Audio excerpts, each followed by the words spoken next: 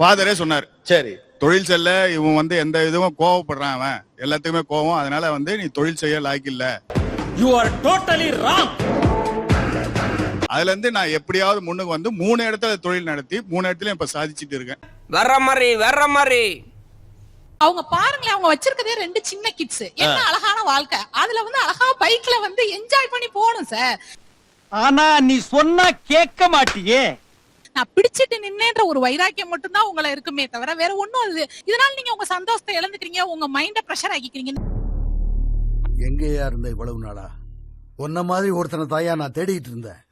சரி, அவரும் வரட்டு பிடிவாதமா இருந்தா பரவாயில்ல சார். அவர் சாரி கேட்டார். அவர் இங்கே சொல்றாரு, நான் எத்தனையோ தடவை அதுக்காக சாரி கேட்டிருக்கேன். அதுக்கப்புறம் அவங்க அதை விட்டு கொடுக்கறதுல என்ன இருக்கு? நிறைய போறான்டா. என் தங்கச்சி செத்து கிட்டத்தட்ட 3 வருஷத்துக்கு மேல ஆகுது. கிட்டத்தட்ட ஒரு 1/2 கிலோமீட்டர் கூட இல்ல சுடுகாடு. அங்கதான் கொண்டாந்து புதைக்கிறாங்க. நான் போகவே இல்லை, வீட்டுல தான் இருக்கேன்.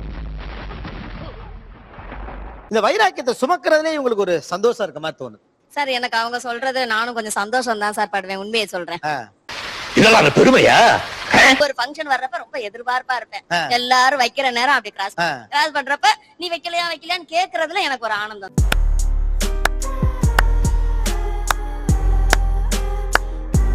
வைராக்கியத்துக்கு பின்னால சூட்சுமத்தையும் சின்ன சூழ்ச்சியையும் பழிவாங்கலையும் வச்சுக்காது. ஆகா, உனக்கு பர்ற பாயிண்ட் மேல பாயிண்ட் கிடைக்குது. ஆமாண்டா.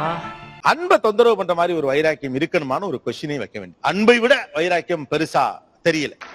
நன்றி நன்றி நன்றி.